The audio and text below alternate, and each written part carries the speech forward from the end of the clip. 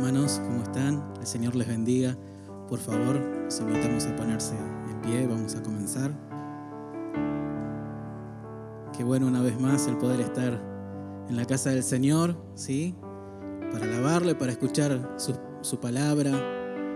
Los invito a ir allí al libro de los Salmos. Vamos a leer el Salmo 103.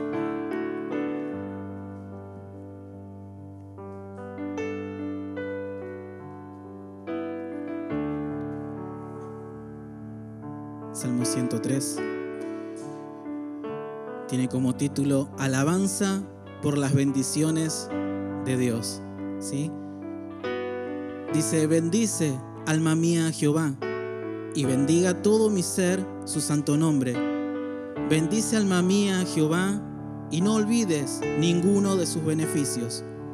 Él es quien perdona todas tus iniquidades, el que sana todas tus dolencias, el que rescata del hoyo tu vida, el que te corona de favores y misericordias, el que sacia de bien tu boca, de modo que te rejuvenezcas como el águila. Y allí en el versículo 10 y 11 dice: no ha hecho con nosotros conforme a nuestras iniquidades, ni nos ha pagado conforme a nuestros pecados, porque como la altura de los cielos sobre la tierra, engrandeció su misericordia sobre los que le temen. Hasta allí la palabra del Señor. Te invito a que con un fuerte aplauso demos toda la gloria y toda la honra a nuestro Señor, el único que es digno de ser en gran manera alabado. Que podamos decir hoy: bendice, alma mía, a Jehová, y no olvides ninguno de sus beneficios. Gracias, Señor. Gracias por este día, por poder estar reunidos en tu nombre, Señor. Queremos bendecirte, queremos darte toda la gloria y la honra solamente a ti.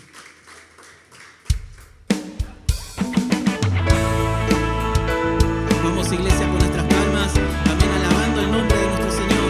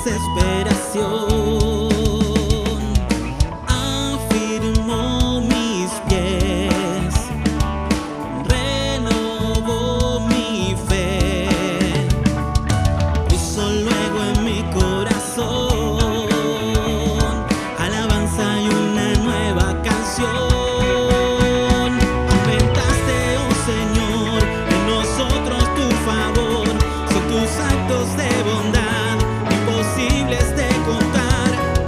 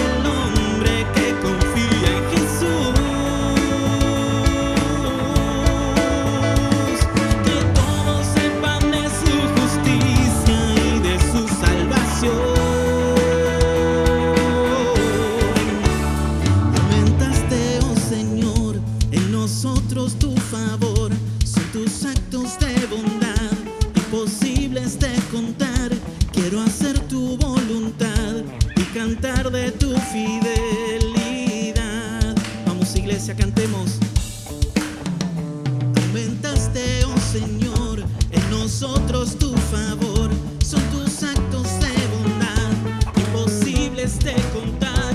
Quiero hacer tu voluntad y cantar de tu fidelidad. Aumentaste, oh Señor, en nosotros tu favor, son tus actos de bondad, imposibles de contar. Quiero hacer tu voluntad y cantar de tu fidelidad. Una vez más.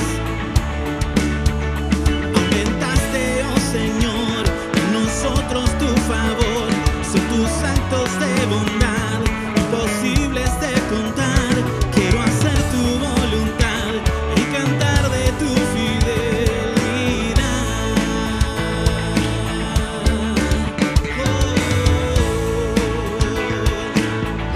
Cantarte a ti, Señor.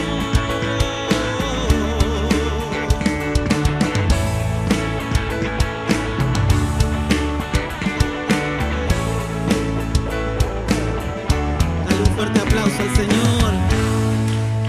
Sí, Señor, cantar de tu fidelidad.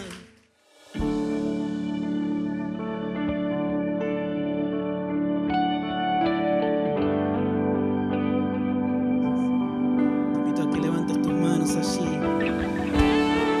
Y adoremos al Dios que reina por los siglos.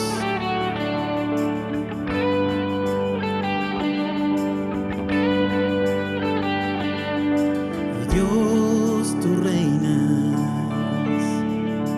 para siempre.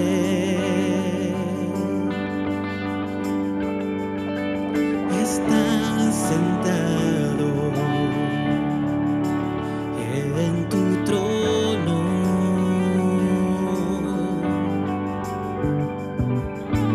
Dios, tú reinas para siempre.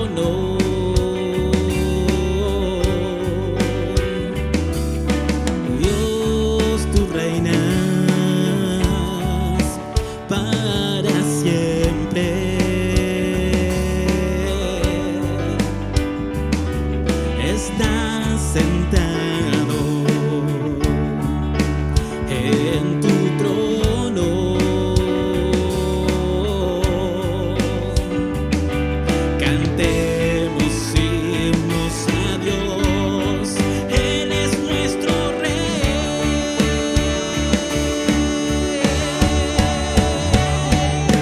Dios altísimo,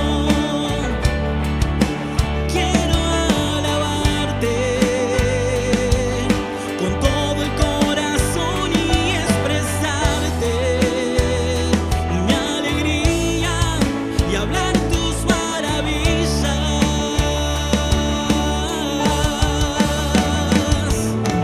Dios altísimo, quiero alabarte con todo el corazón y expresarte mi alegría y hablar tus maravillas.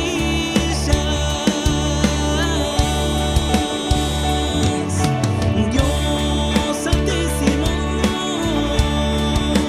quiero alabarte con todo el corazón y expresarte mi alegría y hablar tus maravillas una vez más. Dios altísimo, quiero alabarte con todo el corazón y expresarte mi alegría y hablar tus maravillas.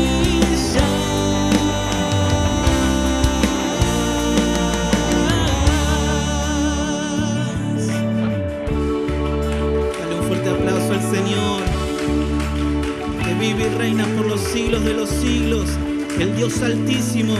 Queremos alabarte, Señor, con todo nuestro corazón.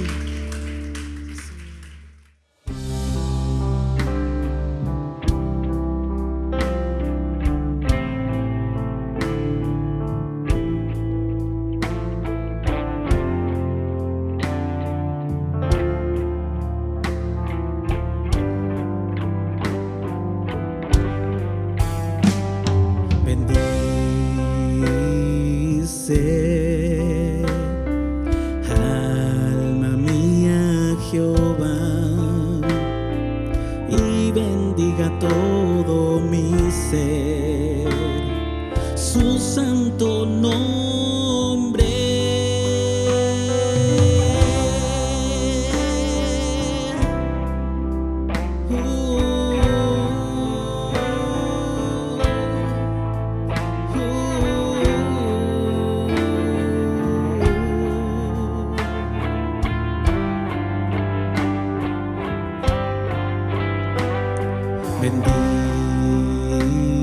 Bendice, alma mía, Jehová, y no olvides ninguno de sus beneficios. Él es quien perdona todas tus iniquidades.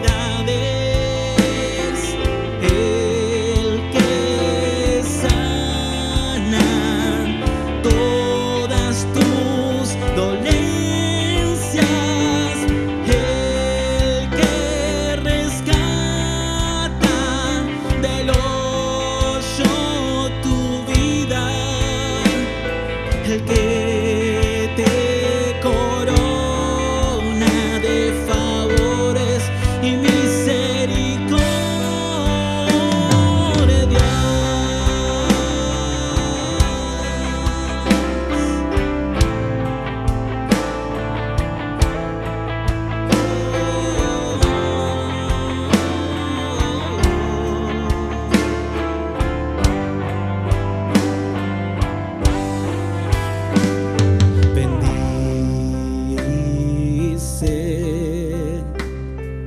Alma mía, Jehová,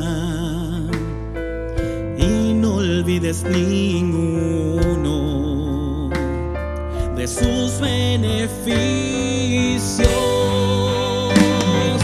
Él es quien perdona todas tus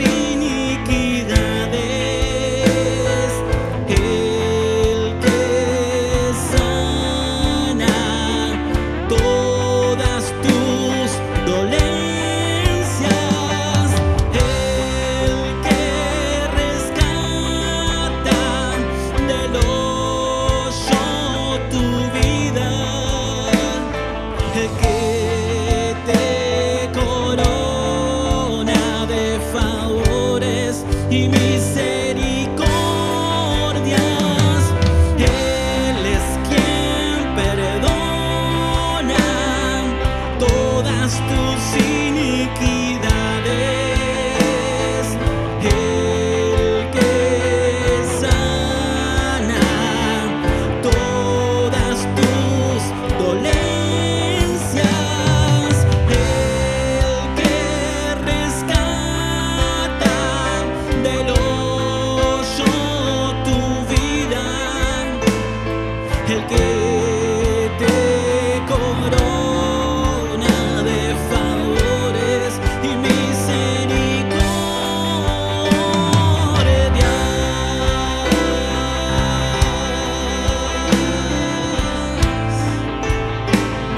Bendice, alma mía, al Señor.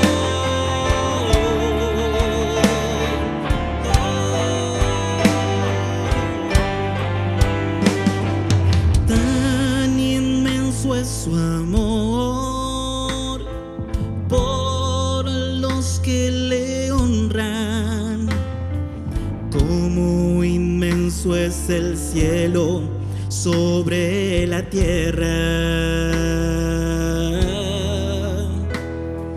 Tan inmenso es su amor por los que le honran, como inmenso es el cielo sobre la tierra. Tan inmenso es su amor por los que le honran, como inmenso es el cielo sobre la tierra.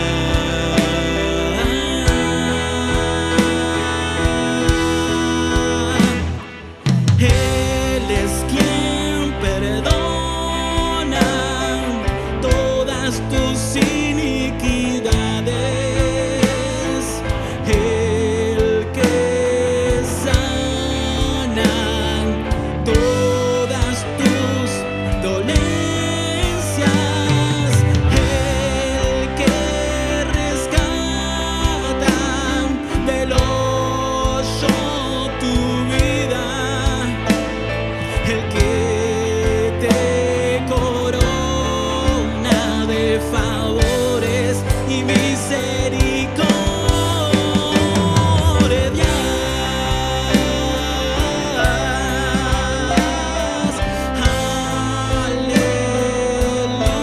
Aleluya, aleluya.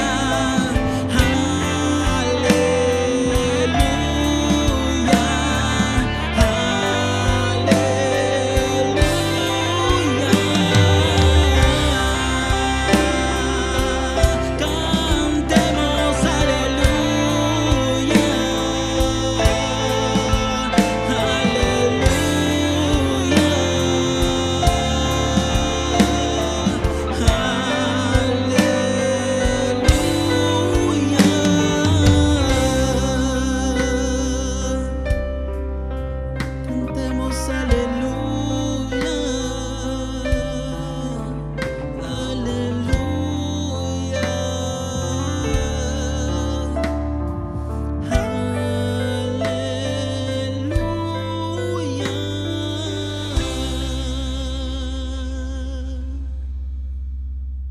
Hermanos, el Señor les bendiga. Los invito a que vayamos juntos en oración al Señor para poder luego ir a su palabra. Padre, gracias te damos, Señor, un día más, una vez más, en la que has renovado sobre nosotros tu misericordia. Gracias te damos, Señor, porque tenemos esta posibilidad de abrir las Escrituras, de hacerlo juntos en el lugar que tú nos has dado para reunirnos. Y darte gracias, Señor, porque sabemos que estamos abriendo tu palabra, tu eterna palabra. Pasarán los cielos, la tierra, pero tu palabra, Señor, permanece para siempre. Y por medio de ella nos alimentas. Por eso venimos a pedirte, Señor, que nos des ese alimento que tanto necesitamos. Nos disponemos delante de ti, disponemos nuestro corazón, nuestros oídos, nuestra voluntad, para escuchar como a ti te agrada, Señor, con mansedumbre. Te amamos porque nos amaste primero, y por eso, Señor, es que en el nombre de Jesús podemos entrar confiadamente a tu trono de gracia y pedirte esto, Señor, que nos hables una vez más, que nos abras las Escrituras, por amor a ti y por amor a tu pueblo. Queremos escuchar tu voz. Te lo pedimos en el nombre de Jesús. Amén. La semana pasada recordarán que tomamos un tiempito más para meditar sobre la vida del rey Ezequías. En realidad estuvimos meditando en el gran Dios del rey Ezequías. Y entre las cosas que vimos la enfermedad de Ezequías, la sanidad milagrosa, la señal que Dios obró, la visita de los babilonios, esa visita que veíamos Dios había permitido para probar a Ezequías y para manifestar lo que había en su corazón. Una visita que dio lugar a una profecía que es tremenda, ¿no? Porque por un lado es el anuncio de la consumación del juicio de Dios sobre su pueblo del pacto, y por otro lado porque es la primera vez que Dios le pone nombre y apellido al instrumento de su ira. Si bien cientos de años atrás Dios había hablado por medio de su siervo Moisés a su pueblo y les había advertido sobre las consecuencias de la desobediencia si ellos violaban ese pacto en el cual habían entrado con Dios desde que Él los rescató de la esclavitud. Y entre esas consecuencias, por ejemplo, no lo busquen, pero en Deuteronomio 28, versículo 36, Dios les había dicho: Jehová te llevará a ti y al rey que hubieres puesto sobre ti, a nación que no conociste ni tú ni tus padres, y allá servirás a dioses ajenos, al palo y a la piedra. Dios les iba a dar lo que tanto querían. Si tanto iban a rebelarse contra Dios e ir en pos de esos ídolos de piedra y de madera para adorarle, Dios les iba a conceder eso. Pero, como vimos la semana pasada, cuando Isaías se acerca al rey y le pregunta: ¿de dónde vinieron a ti estos hombres y qué han visto? Y Ezequías le dice: de muy lejos han venido, de Babilonia, y han visto todo, no quedó nada en mi casa que yo no le haya mostrado. Isaías le dice: oye palabra de Jehová. Y le dice que todos esos tesoros que había mostrado, ese oro, esa plata, esas armas, incluso los hijos que iba a engendrar, iba a venir el día en que iban a ser llevados a Babilonia. Y ahí por primera vez Dios le pone nombre y apellido al instrumento de su ira. Eso que en Deuteronomio era abstracto, aquí tomó nombre y forma de una nación. Babilonia iba a ser en las manos de Dios el instrumento del juicio para con su pueblo. Ahora, si ustedes me acompañan, por favor, a segundo libro de Crónicas, capítulo 32, versículo 33. Segundo libro de Crónicas, capítulo 32, versículo 33. Vamos a ver cómo el cronista cierra su relato de la vida de Ezequías.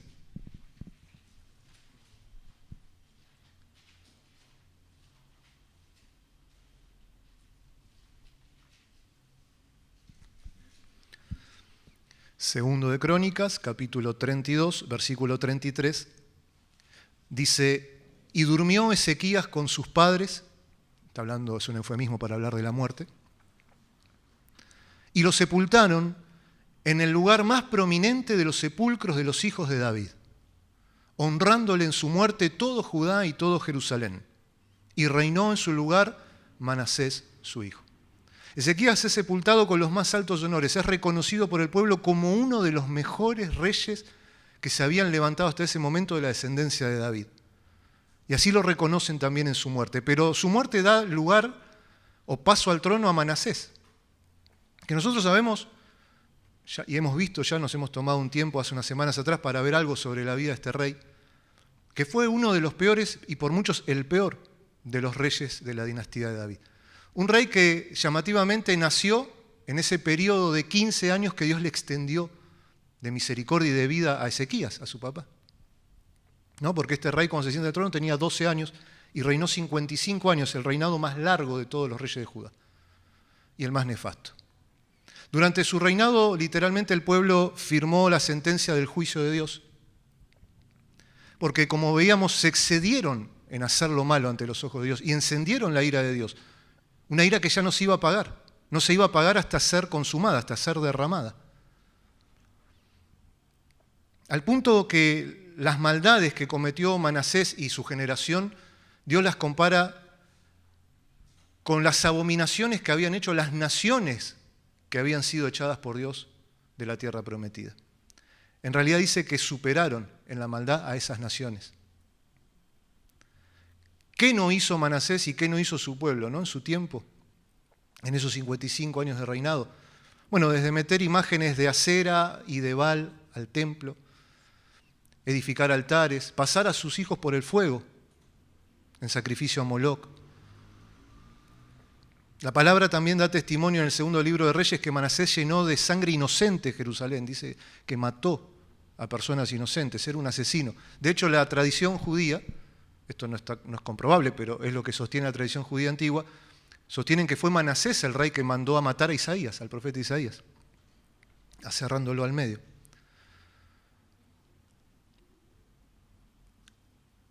Y pensaba, ¿cuánto habrá influenciado en Manasés la profecía de Isaías? Porque quizás Manasés pensó, bueno, ¿qué sentido tiene buscar al gran Dios de Ezequías si en definitiva yo lo único que veo en el horizonte de mi vida es una densa nube de un inminente juicio de Dios? ¿Qué sentido tiene si Dios ha determinado el juicio? Pero también vimos que cuando este rey impío hacia el final de su vida fue puesto en cadenas por los asirios y fue llevado encadenado justamente a Babilonia, y me imaginaba a Manasés entrando a Babilonia diciendo, ¿se está cumpliendo la palabra hablada por Isaías? Dice que allí, puesto en angustia, se humilló grandemente delante del Dios de sus padres y oró, y Dios lo oyó, y Dios lo restituyó a su reino. Y aunque él experimentó la gracia de Dios y buscó con todo su corazón tratar de remendar algo de tanto daño que había hecho en esos años de pecado y de rebeldía, la palabra da testimonio que no lo logró. Miren, ustedes están allí cerca, si quieren ver el capítulo 33 del segundo libro de Crónicas, versículo 16, nos cuenta un poco cómo ese esfuerzo final en la vida de Manasés no alcanzó. 33, versículo 16 y 17.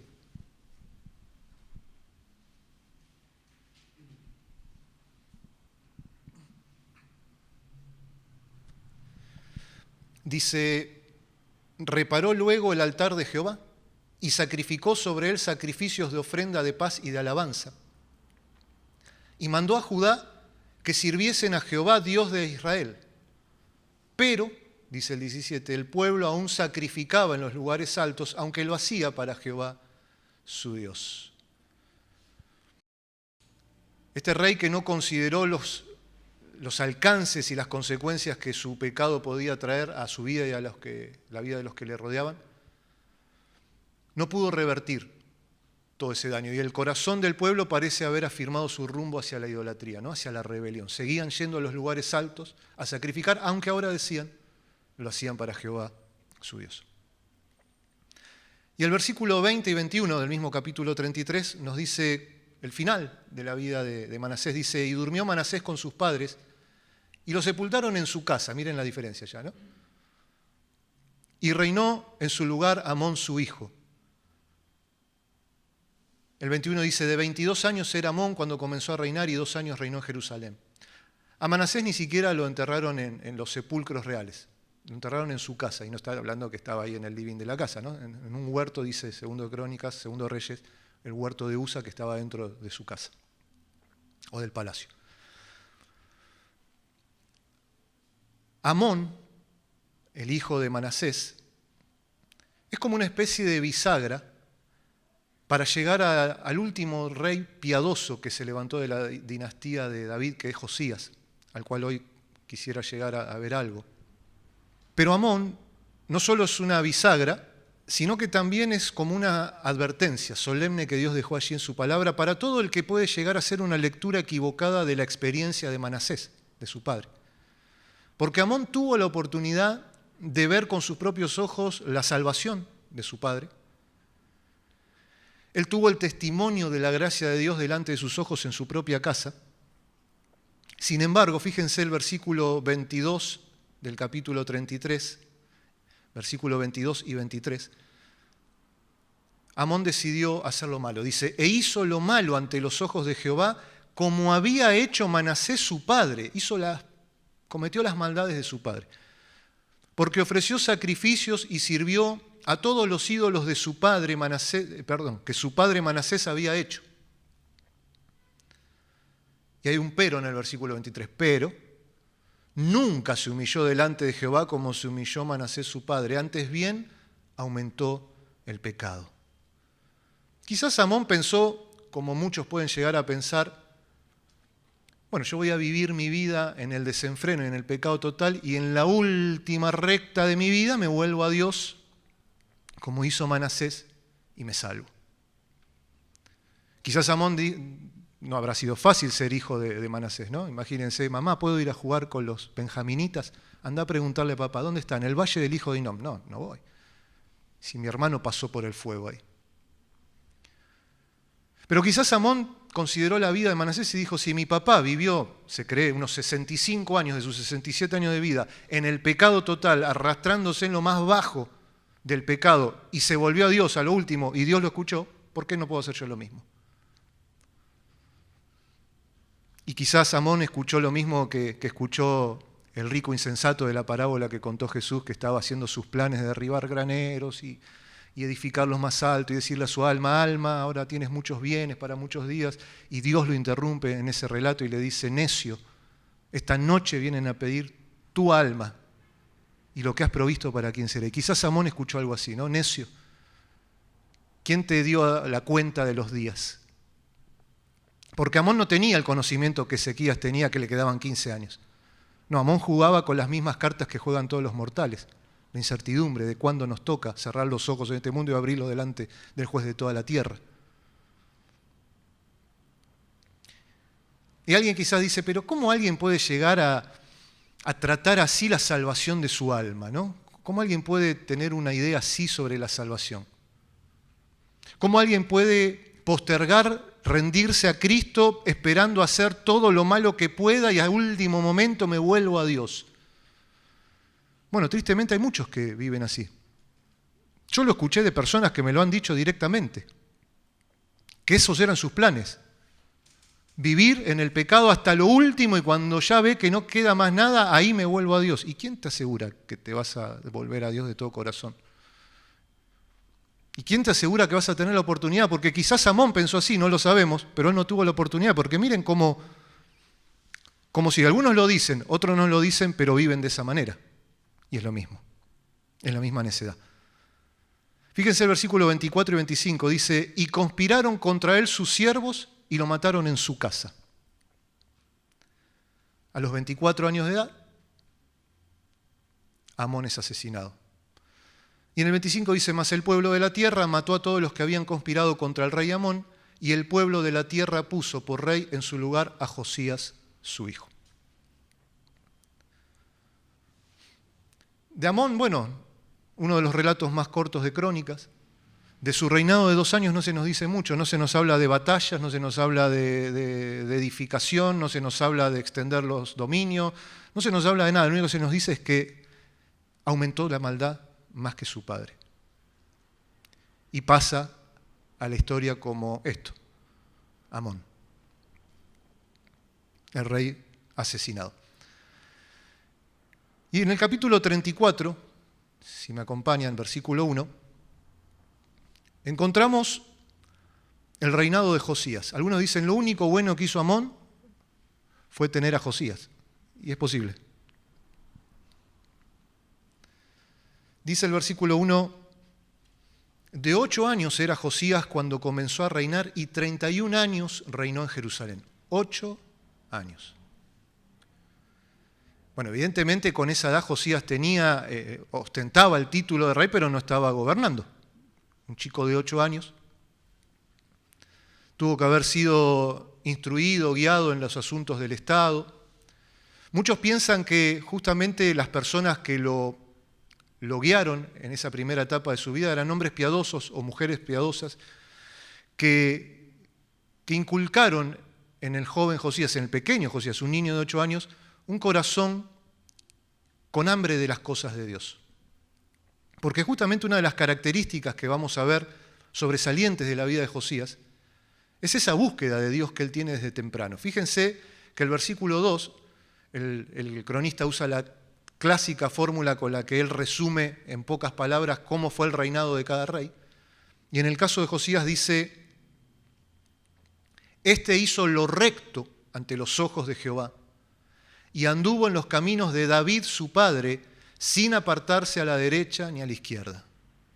Ya sabemos, ¿no?, qué se refiere cuando dice David su padre, ya lo hemos mencionado.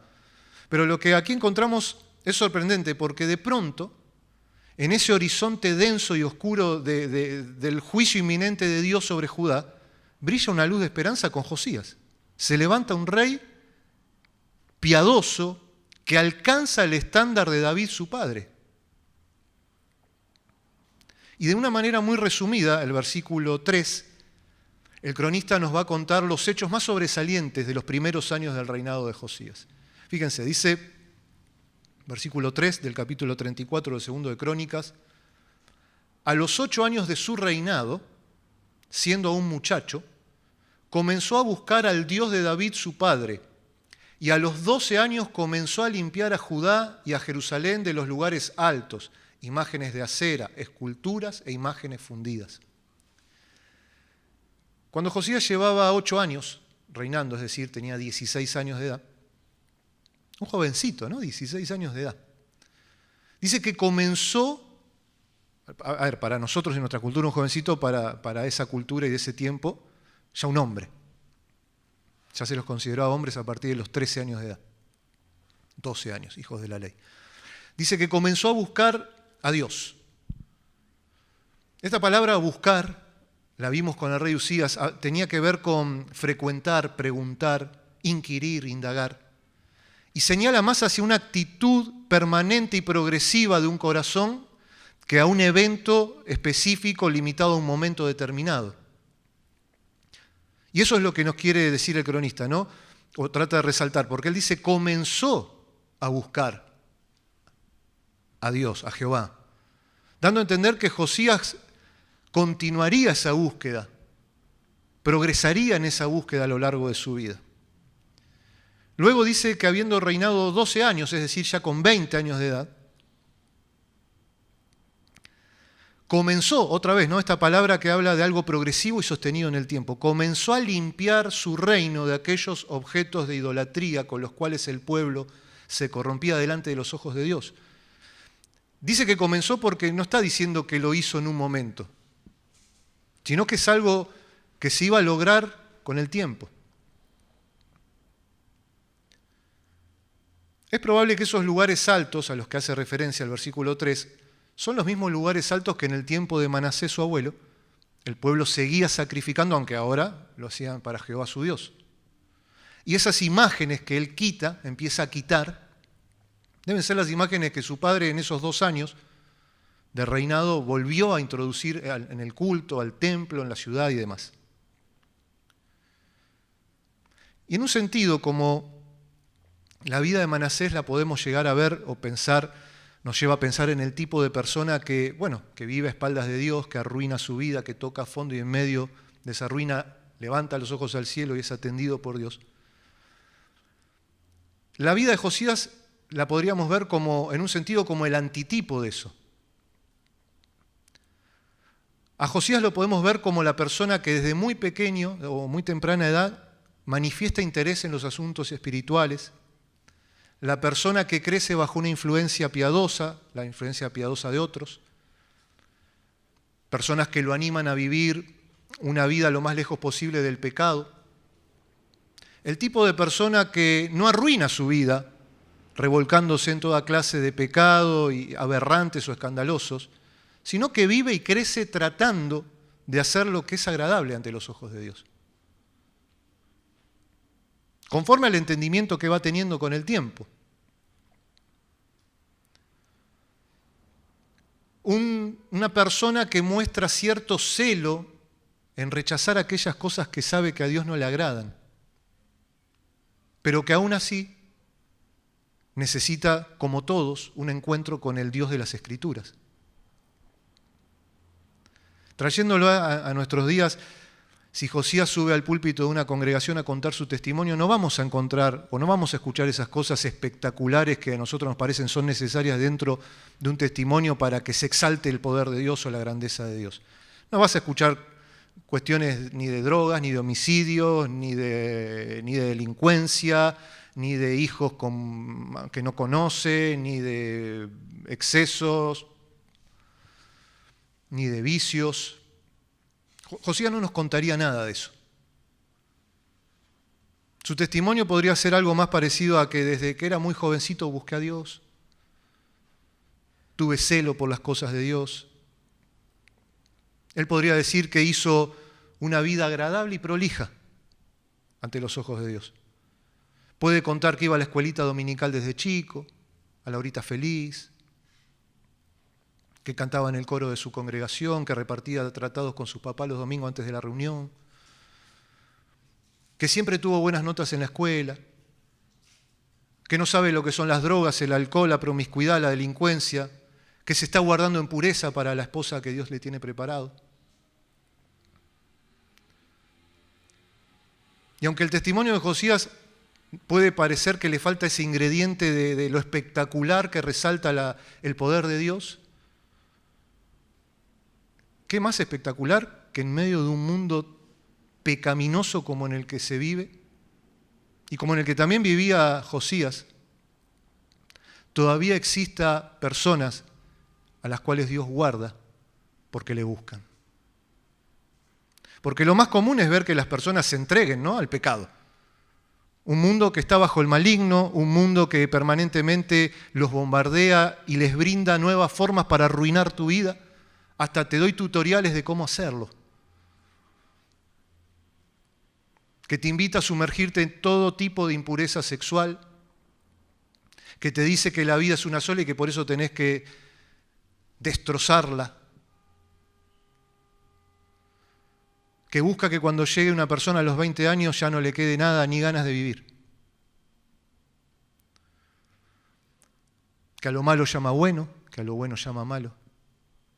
No es raro que el mundo se entregue a toda esa clase de pecados si el mundo está permanentemente empujando hacia eso. Pero lo que sí es raro es que en medio de esa corrupción todavía podamos encontrar Josías que buscan a Dios. Personas que a simple vista ya son distintas, que caminan diferente, que tienen otros principios, otros valores, otros objetivos. Eso también exalta el poder de Dios y la gloria de Dios. Que Dios puede tener sus Josías en tiempos tan peligrosos como los que vivimos. Josías que nosotros tenemos el gozo de conocer y tener cerca.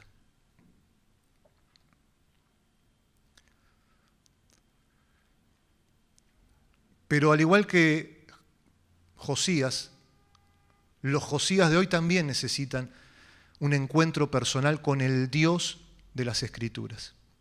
Necesitan exponerse a la palabra de Dios y permitir que la palabra de Dios haga su obra en ellos.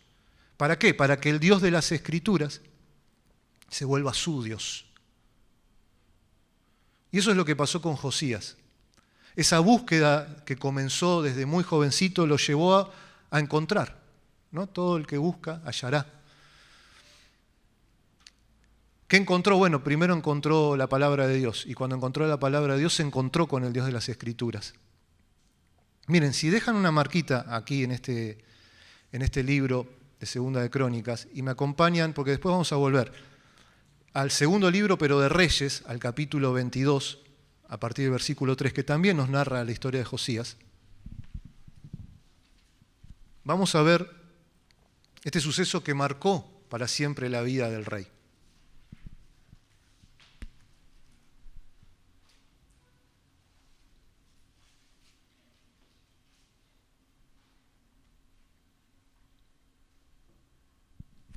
Dice el versículo 3 de segundo libro de Reyes, capítulo 22, a los 18 años del rey Josías, está hablando de 18 años del reinado, ¿sí? 26 años de edad, envió el rey a Safán, hijo de Azalía, hijo de Mesulam, escriba, a la casa de Jehová diciendo, lo traduzco, Josías con 26 años le dice a su escriba Safán, anda al templo y habla con el sumo sacerdote, que en este caso se llama Hilcías.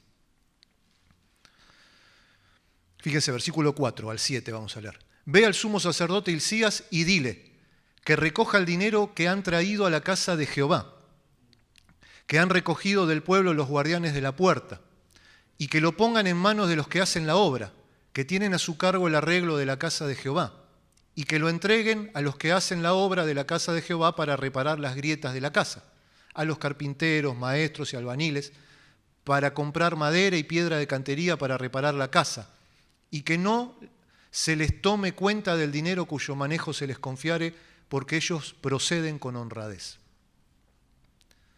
Con 26 años Josías envía a su secretario, a su escriba, al templo y le dice, anda al sumo sacerdote y decirle que busquen en los tesoros esas ofrendas que el pueblo fue trayendo y que le den todo lo necesario a los hombres que están reparando el templo, que están reparando la casa de Dios. Al igual que David, su padre, Josías también tenía su afecto puesto en la casa de Dios. ¿Sí? ¿Recuerdan allí Primera de Crónicas 29 cuando David está juntando y atesorando para la edificación del templo que su hijo Salomón iba a hacer? Y él dice, por cuanto mi afecto está en la casa de Jehová, mi Dios, de mi tesoro personal yo también he separado esto, y piedra, y oro, y demás, y llama al pueblo a hacer lo mismo, ¿no? Y aquí vemos que el corazón de Josías también está puesto en la casa de su Dios. Y pide que pongan en marcha un plan de restauración del templo. De alguna manera el cronista quiere contrastar la actitud que Josías tiene hacia el templo de Dios, hacia ese lugar que Dios eligió para encontrarse con su pueblo y para que el pueblo adore a Dios, con la actitud que algunos de sus antecesores habían tenido, sin ir más lejos, la actitud que había tenido Acaz, el papá de Ezequías, el tatarabuelo de Josías, ¿no? Que había cerrado la casa de Jehová durante su reinado. Sin embargo, Josías es distinto.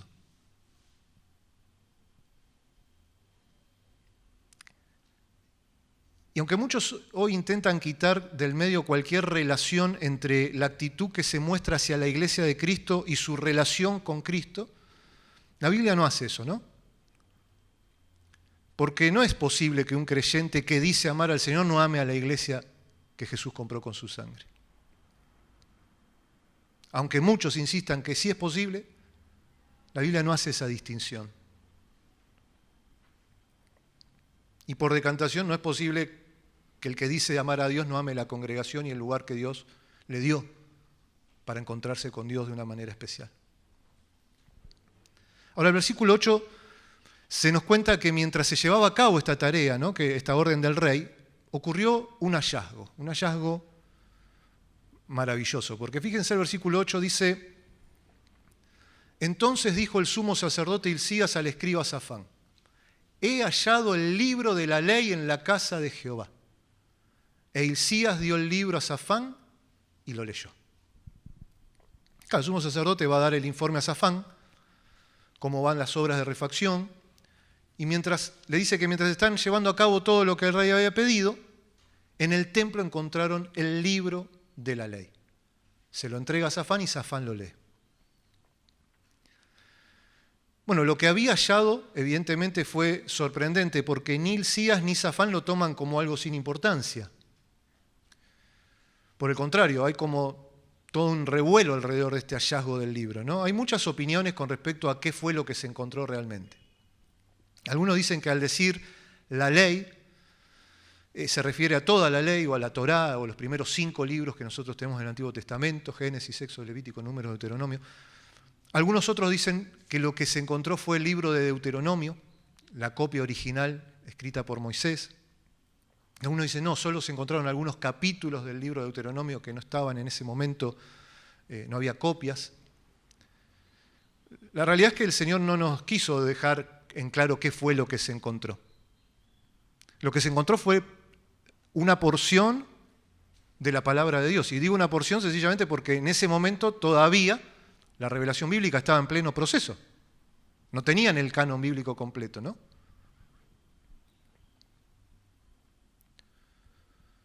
Ni tampoco había abundancia de Biblias. No es como hoy que podés tener, el que menos debe tener 3 Biblias en su casa. Había muy pocas copias. Ahora, lo que sí vemos es que Dios siempre se encargó de preservar su palabra. Siempre se encargó de cuidar y preservar su palabra de ataques incontables que intentaron quitarla del mapa, borrarla por completo. Y también se encargó de hacerla llegar a las manos de sus hijos y a nuestras manos en nuestros días de la manera más pura e inalterable que podríamos desear. ¿Cómo fue que dentro del templo la palabra de Dios se había perdido? No lo sabemos. No sabemos si algún hombre piadoso en los tiempos o en los días de apostasía de Manasés y de Amón, viendo el peligro que había de quitar la adoración y el culto al Dios verdadero, escondió la Escritura, entendiendo que si la encontraban la iban a destruir. No sabemos si pasó como pasa en la casa de muchos creyentes, que la Biblia sencillamente se perdió. Pero está ahí en el cajón, sí, pero no la agarras nunca y se perdió también. Dios no nos dio estos detalles, pero Dios había determinado que ese era el momento para que esa escritura, inspirada por Él, llegue a manos de un hombre que desde muy joven le buscó. Safán leyó el libro y dice en el versículo 9 y 10, viniendo luego el escriba Safán al rey, dio cuenta al rey y dijo, tus siervos han recogido el dinero que se halló en el templo y lo han entregado en poder de los que hacen la obra, que tienen a su cargo el arreglo de la casa de Jehová. Le empieza a pasar el informe. Y en el 10 dice, asimismo, el escriba Safán declaró al rey diciendo, el sacerdote Hilcías me ha dado un libro. Y lo leyó Safán delante del rey. Safán sería un capítulo aparte, ¿no? Un hombre piadoso que engendró hijos piadosos que los vemos intercediendo aún para que no maten a Jeremías, por ejemplo. Pero aquí vemos que va al rey con este libro y se lo lee. Encontramos un libro, encontramos el libro. Y lo maravilloso es la reacción de Josías, ¿no? Ante la lectura de la palabra de Dios, de la cual seguramente tenemos mucho para aprender. Fíjense el versículo 11, dice, y cuando el rey hubo oído las palabras del libro de la ley, rasgó sus vestidos. Ese hubo oído habla de oír con inteligencia y entender. Cuando Josías oyó la palabra de Dios, la entendió como lo que en verdad es, como la palabra de Dios, toda autoritativa. Y cuando fue expuesto ante esa palabra, ante la palabra de Dios, dice que el rey rasgó sus vestidos. Este gesto externo era lo que se hacía para demostrar el quebranto y la tristeza más profunda en el corazón de una persona. Otra vez, no sabemos qué parte de la Escritura escuchó Josías, pero la que haya sido fue la que Dios quiso usar. Fue la que Dios quiso vivificar en ese momento para que este rey entienda algo que hasta ese momento evidentemente todavía no había entendido.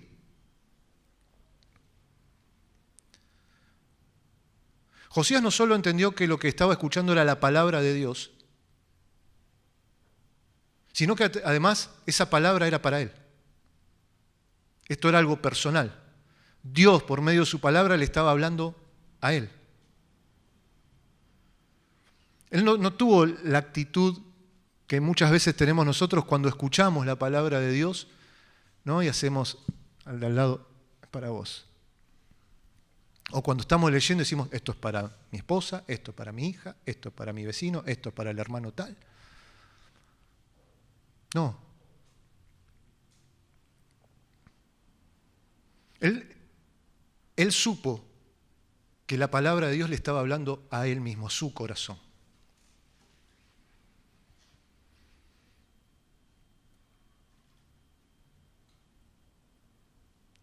Y cuando entendemos estas dos cosas, que esto es la palabra de Dios, no es un libro de hombres, no es invención humana, es la revelación de Dios, inspirada por Dios, usando hombres, claro, por supuesto, para hacernos llegar a la mano su palabra revelada y que esa palabra me habla a mí, en lo personal, en lo particular, a mi vida. Bueno, estamos en las condiciones ideales para que la palabra empiece a obrar en nuestro corazón. ¿Cómo escuchamos nosotros hoy la palabra de Dios? ¿Cómo la entendemos? ¿La oímos como Josías? ¿La oímos entendiendo que es palabra de Dios y que me habla a mí?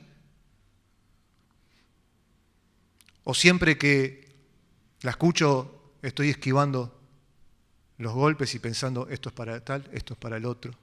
Uy, si hubiese estado fulano, qué bien le vendría a escuchar esto.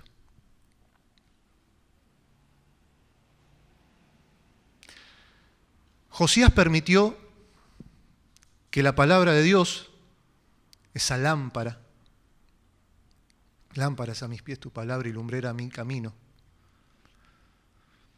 alumbre los rincones profundos de su alma. Y lo que haya sido que vio, lo llevó a ver al Dios de las Escrituras de una manera que hasta ese momento no lo había visto, aunque desde muy joven lo buscó. Y aquí no pensamos que él no había tenido acceso a nada de la Escritura, pero a esta parte, por lo menos de la Escritura, todavía no. Y esa fue la que Dios quiso usar para revelarse plenamente a Josías.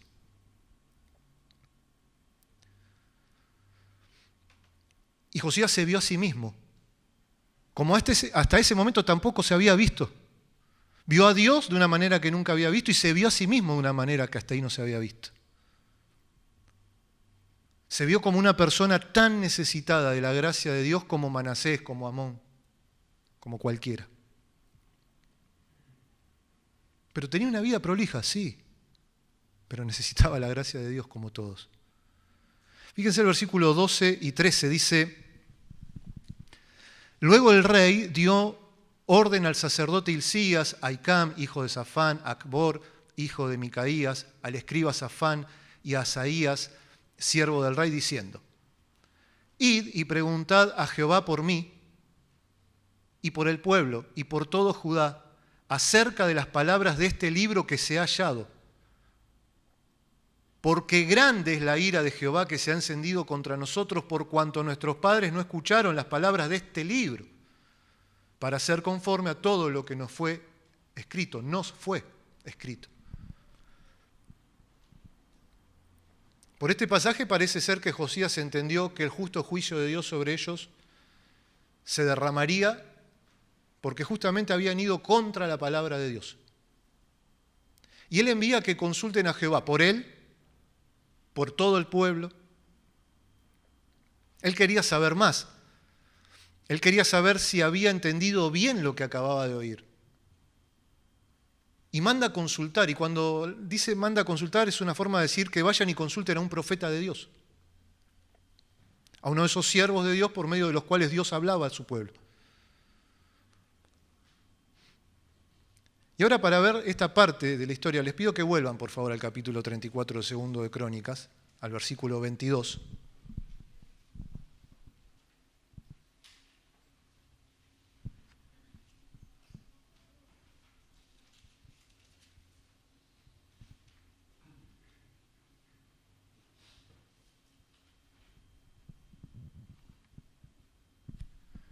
Segundo de Crónicas 34, versículo 22. Dice: entonces Hilcías y los del rey fueron a Hulda, profetisa, mujer de Salum, hijo de Ticva, hijo de Aras, guarda de las vestiduras, la cual moraba en Jerusalén en el segundo barrio, y le dijeron las palabras antes dichas. Hulda forma parte de un grupo selecto de mujeres de la Biblia a las cuales la palabra de Dios las identifica como profetisas. ¿Sí? Entre ellas está María, la hermana de Moisés, Débora, de Jueces, Ana, la anciana profetisa que estaba en el templo cuando Jesús es llevado siendo un bebé por sus padres para ofrecer los sacrificios que mandaba la ley. Ahora esta mujer, Hulda, esta mujer de Dios, que vivía en lo que se piensa era el casco antiguo de la ciudad de David, dentro de Jerusalén, recibe a los enviados del rey y da una respuesta a las inquietudes que la palabra de Dios había despertado en el corazón de Josías. Ahora, no dio su opinión. No dijo, me parece que este asunto, según yo lo veo, no. Ella transmitió fielmente lo que Dios quería decir con respecto a esto. Fíjense, versículo 23 al 25 dice, y ella respondió, Jehová Dios de Israel ha dicho así, decida al varón que os ha enviado a mí, que así ha dicho Jehová. Así no dice Hulda, así dice Jehová. He aquí yo traigo mal sobre este lugar y sobre los moradores de él. Todas las maldiciones que están escritas en el libro que leyeron delante del rey de Judá, por cuanto me han dejado y han ofrecido sacrificios a dioses ajenos, provocándome a ira con todas las obras de sus manos, por tanto se derramará mi ira sobre este lugar y no se apagará. Hulda confirma, ¿no?, lo que el rey había oído,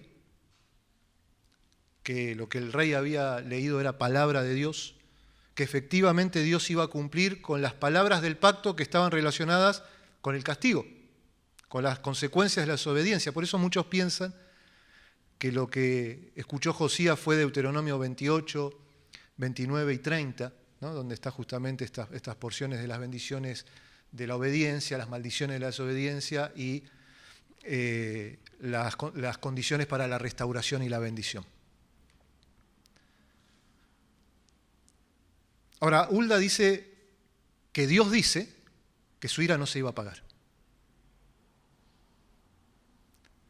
En pocas palabras dice que el juez del universo bajó el martillo y sentenció a Judá a la destrucción y a la deportación. ¿Por qué? Por haber violado la palabra de Dios, por haber ido contra la palabra de Dios. Y vemos que, entre otras cosas, cuando Josías fue expuesto a la palabra de Dios, evidentemente él tuvo un entendimiento con respecto al juicio venidero. Eso impactó de alguna forma la mente de Josías.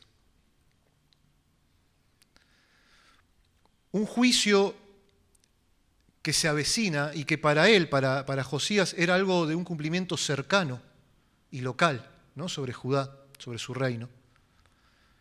Pero que para nosotros ese juicio del que habla aquí Hulda es un tipo del juicio final, ¿no?, que se avecina sobre toda la humanidad y del que también nosotros tomamos conocimiento cuando nos exponemos a la palabra de Dios. Josías, al considerar su vida a la luz de las Escrituras, dice que rasgó sus vestidos, posiblemente porque fue convencido de pecado, de justicia, de juicio. Y aquí la importancia que nos expongamos a la palabra de Dios, para examinarnos a nosotros mismos a la luz de la Escritura, con un profundo deseo que Dios nos hable y que nos muestre tal cual estamos, tal cual somos.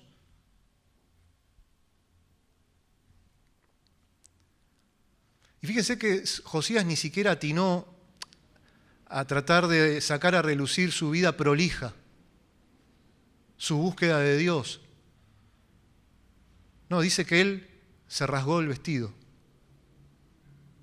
Él no se quedó tranquilo diciendo, bueno, soy un buen muchacho, no anduve en grandes pecados, busco a Dios desde mi juventud. No, él rasgó sus vestidos, como un símbolo de lo que había pasado en su corazón y que Dios conocía. Porque fíjense cómo sigue el versículo 26 y 27. Sigue hablando aquí la profetisa, dice, mas al rey de Judá, que os ha enviado a consultar a Jehová, así le diréis, Jehová el Dios de Israel ha dicho así, por cuanto oíste las palabras del libro, y tu corazón se conmovió, y te humillaste delante de Dios al oír sus palabras sobre este lugar y sobre sus moradores, y te humillaste delante de mí, y rasgaste tus vestidos, y lloraste en mi presencia, yo también te he oído, dice Jehová. Qué tremendo, ¿no? Solo Dios podía saber lo que había pasado en el corazón de Josías. Y lo revela por medio de esta sierva suyo. Aunque el juicio es inminente, no se va a detener, Josías va a ser librado. ¿Por qué? Por la respuesta de Josías a la palabra de Dios. Recuerden que la palabra de Dios demanda del hombre una respuesta. No podemos oír como oyó Josías y continuar adelante con nuestra vida como si nada. Muchas veces nos puede ocurrir que oímos la palabra predicada. Durante todo el sermón decimos, me está hablando a mí, esto es para mí, me está hablando a mí. Pero termina la reunión, nos saludamos y empezamos, y ya estamos bajando la escalera y antes de cruzar la puerta nos olvidamos de lo que vimos. Actuamos como dice Santiago, ¿no? El hombre que se mira en la palabra de Dios como en un espejo, pero que olvida lo que vio. Que no hace las correcciones que Dios llama a hacer.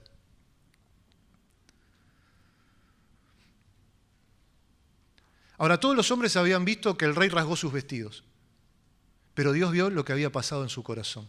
Lo que en verdad se había rasgado era su corazón. El corazón de un buen muchacho, sí, el corazón de un buen Josías, sí. Un corazón que necesitaba ser conmovido por la palabra de Dios para conocer al Dios de las Escrituras de manera personal. Dice que cuando oyó la palabra, el corazón del rey se conmovió. Esta es una palabra que habla de suavizar, de enternecer. Se humilló delante de Dios. Su corazón se postró humildemente ante el Dios de las Escrituras. Rasgó sus vestidos y lloró en la presencia de Dios. Josías experimentó la bienaventuranza del que llora por su pecado, porque ellos y solo ellos serán consolados. Oró a Dios, levantó un ruego a Dios y por eso dice, yo también te oí. Y Dios respondió conforme a su misericordia, conforme a su fidelidad, conforme a lo que venimos viendo, ¿no? Su gesed, su amor fiel al pacto. Y promete librarlo ¿de qué? De la ira venidera. Fíjense el versículo 8. He aquí que yo te recogeré con tus padres y serás recogido en tu sepulcro en paz, y tus ojos no verán todo el mal que yo traigo sobre este lugar y sobre los moradores de él. Y ellos refirieron al rey la respuesta.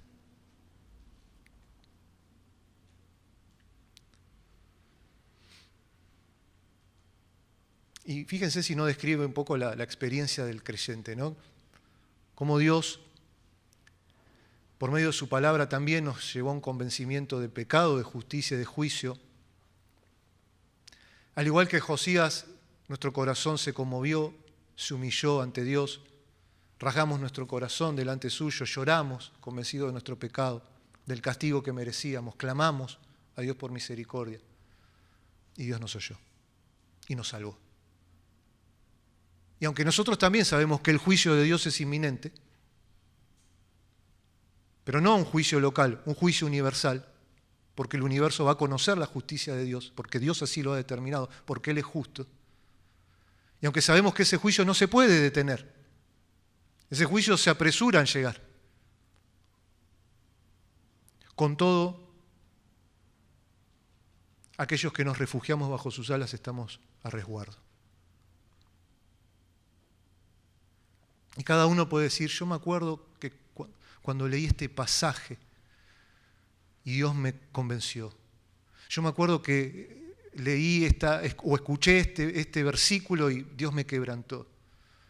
Me acuerdo que me dieron ese tratado y leí allí Juan 3:16 y Dios me conmovió.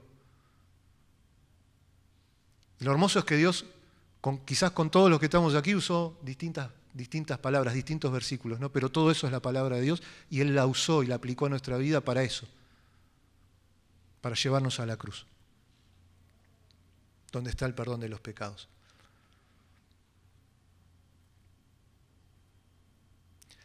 Ahora, volviendo a Josías, aunque sus hombres regresan y le dan la noticia, lo que Dios había hablado, Josías no dijo, bueno, yo ya la libré, pobrecito Judá, pobrecito mi reino. No, él ahora conocía al Dios de las Escrituras y sabía que aquellos cuyos corazones fueran conmovidos por la palabra de Dios y se humillaran ante la presencia del Dios de las Escrituras, podían también librar sus vidas al igual que Él. Y aunque el juicio no podía ser detenido, Dios lo había dicho claramente, lo que vemos luego es a Josías tratando de arrebatar del fuego a todos los que pudiera. ¿Cómo? Con la misma palabra que a él lo había rescatado. Fíjense, versículo 29 en adelante. Entonces el rey envió y reunió todos los ancianos de Judá y de Jerusalén, y subió el rey a la casa de Jehová, fue al templo, y con él todos los varones de Judá y los moradores de Jerusalén y los sacerdotes, los levitas y todo el pueblo, desde el mayor hasta el más pequeño, todos, vamos a la casa de Dios. Y leyó a oídos de ellos todas las palabras del libro del pacto que había sido hallado en la casa de Jehová. Y estando el rey en pie en su sitio, hizo delante de Jehová pacto de caminar en pos de Jehová y de guardar sus mandamientos, sus testimonios y sus estatutos con todo su corazón y con toda su alma, poniendo por obra las palabras del pacto que estaban escritas en aquel libro. Josías no solo fue impactado por la palabra de Dios, ahora su vida empieza a moldarla a la palabra de Dios. La palabra se vuelve su autoridad. En el versículo 32 dice, e hizo que se obligaran a ello todos los que estaban en Jerusalén y en Benjamín, y los moradores de Jerusalén hicieron conforme al pacto de Dios, del Dios de sus padres. Versículo 33 dice, y quitó Josías todas las abominaciones de toda la tierra de los hijos de Israel, e hizo que todos los que se hallaron en Israel sirviesen a Jehová su Dios. No se apartaron de en pos de Jehová, el Dios de sus padres, todo el tiempo que él vivió. El tiempo iba a demostrar que no todos los que se comprometieron ese día a seguir a Dios con todo su corazón lo habían hecho sinceramente. Muchos allí estaban profesando simplemente de labios. Muchos solo obedecieron esto como una orden del rey, no como un llamado amoroso de Dios al arrepentimiento. Pero solo Dios sabe cuántos hombres, mujeres, niños del tiempo de Josías fueron arrebatados literalmente del juicio venidero, porque este rey que fue impactado con la palabra de Dios procuró impactar a todos con esa misma palabra. Esa misma palabra que es viva y eficaz y que es más cortante que toda espada de dos filos y que penetra hasta partir el alma y el espíritu, las coyunturas y los tuétanos, y discierne los pensamientos y las intenciones del corazón. La misma palabra que nosotros hoy estamos escuchando. Ahora, para cerrar, Josías contaba solo con una parte de la revelación bíblica. Sin embargo, fue suficiente para llevar a Josías y a otros a los pies de Dios. Todavía no tenían el canon completo. Piensen que Isaías 53 había sido escrito hacía nada, unas décadas. Y quizás todavía no circulaba como escritura inspirada. Todavía faltaban 600 años para que llegue Jesús, el mediador del nuevo pacto. Faltaban más de 600 años para que la sangre que habla mejor que la de Abel sea rociada para nuestra salvación. Pero Josías creyó en el Dios de las Escrituras y su fe le fue contada por justicia. Y así libró su alma del juicio y buscó salvar a otros de ese juicio. ¿Cuánto más nosotros, no? Debiéramos exponernos a la palabra de Dios que tenemos hoy completo en nuestra mano, el canon completo y cerrado, la revelación absoluta de Dios para los hombres. ¿Cuánto más debiéramos exponernos a esa palabra y permitir que esa palabra conmueva nuestro corazón? Que el Señor nos ayude a no ser simples oidores, que volvamos a la palabra de Dios, que retornemos a la palabra de Dios, que la entendamos como lo que es. Es la palabra del Dios vivo y verdadero que me habla a mi corazón. Te invito a orar. Padre, ¿con qué palabras agradecerte, Señor, todo lo que has hecho por nosotros. Tu sacrificio, entregar a tu propio Hijo por nuestros pecados y darnos, Señor, tu palabra, tu eterna palabra. Señor, te pedimos perdón por las veces que llegamos ante ella con esa actitud de menosprecio, Señor, con esa actitud de como si estuviéramos leyendo un simple libro más. Te pedimos perdón, Señor, porque quizás en nuestra vida, en nuestro peregrinar, muchas veces nos pasó lo que pasó en los tiempos de Josías, que tu palabra estaba perdida, que la dejamos a un lado, que dejamos de ir a ella, que dejamos de consultarla, que dejamos de meditar en ella, que dejamos de ir con ese corazón hambriento, Señor, y postrarnos ante ti y ante tu palabra y pedirte de todo nuestro corazón, Señor, háblame. Te pedimos perdón, Señor, si tenemos esa actitud orgullosa de pensar que ya la conocemos, como si ya hubiésemos agotado lo inagotable de tu palabra. Señor, ayúdanos a amarte y amarte a través de las Escrituras. Ayúdanos a tener cada día, Señor, ese tiempo a solas contigo y con tu palabra, con el entendimiento que tuvo Josías, Señor, que es tu palabra y que tú quieres hablarnos a nosotros en lo personal, en lo íntimo. Gracias te damos, Señor. Gracias te damos porque tú usaste tu palabra para conmover nuestros corazones. Por medio de ella nos quebrantaste, por medio de ella nos mostraste lo que había en nuestro corazón, por medio de ella nos mostraste lo que merecían nuestros actos y por medio de ella nos mostraste al que colgó de un madero para darnos el perdón de los pecados. A Jesús, nuestro Salvador. Te damos gracias, Señor.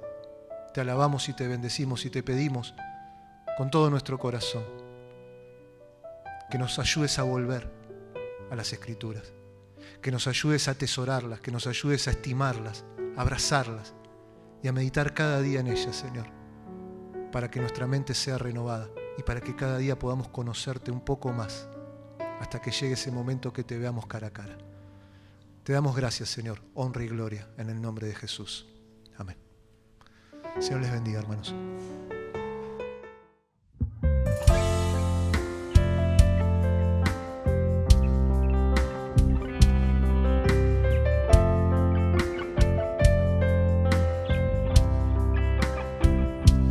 Levanta tus manos allí donde estás. Decile al Señor, no hay Dios fuera de ti, victorioso y salvador. Y no hay Dios fuera de ti, victorioso y salvador. Venimos a ti, pues tú eres Dios y no hay otro Señor.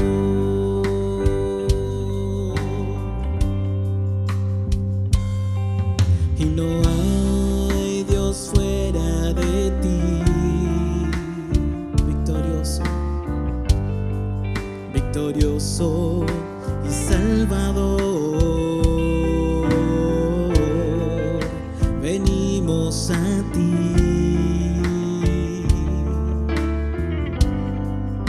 pues tú eres Dios y no hay otro Señor.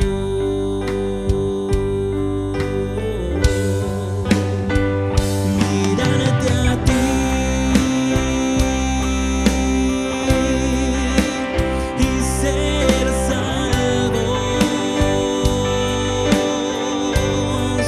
porque tú eres Dios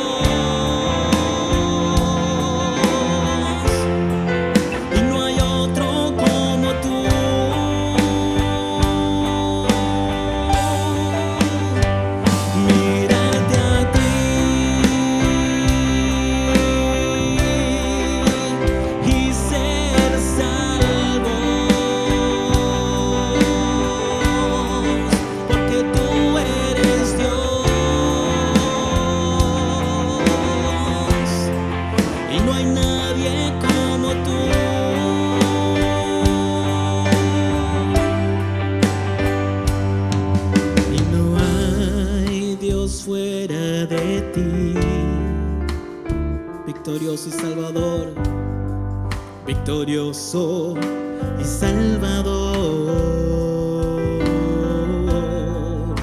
venimos a ti, pues tú eres Dios y no hay otro Señor.